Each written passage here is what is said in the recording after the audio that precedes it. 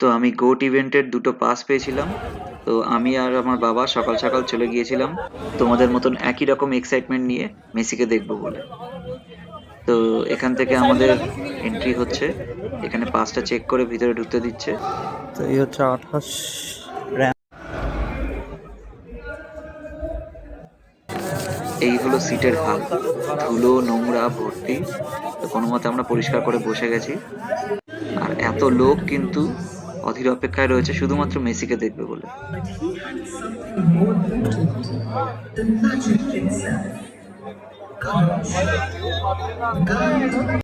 আর আমি কিন্তু এই প্রথমবার সল্টলেক স্টেডিয়ামে আসলাম।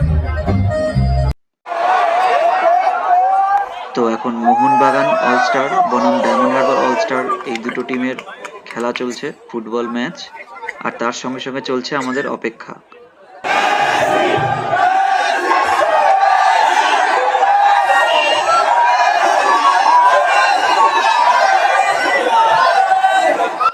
তো finally the greatest of all time Messi আমাদের মধ্যে উপস্থিত হয়েছেন। কিন্তু একবার আপনারা দেখুন এদের অবস্থাটা। এতজন দর্শক, লাখ লাখ দর্শক, চারদিকে সবাই আমরা বসে রয়েছি মেসিকে একবার চোখের দেখা দেখবো বলে। কিন্তু এদেরকে দেখুন, পুরো মেসিকে ঘিরে ধরে রেখেছে। কোনো অ্যাঙ্গেল থেকে কোনোভাবেই দেখা যাচ্ছে না, কোনো দিক থেকে কেউ দেখতে পাচ্ছি না আমরা।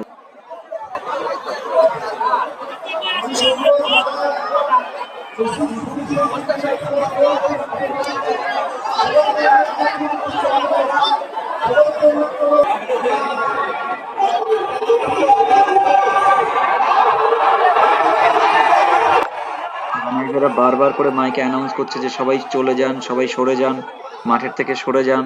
কিন্তু কে শোনে কার কথা? চারদিক থেকে এমন ভাবে ঘিরে ধরেছে আর এমন ভাবে হ্যাংলামও করছে না সবাই, যে কি বলবো, মানে মান সম্মান একদম মিশিয়ে দিয়েছে আমাদের।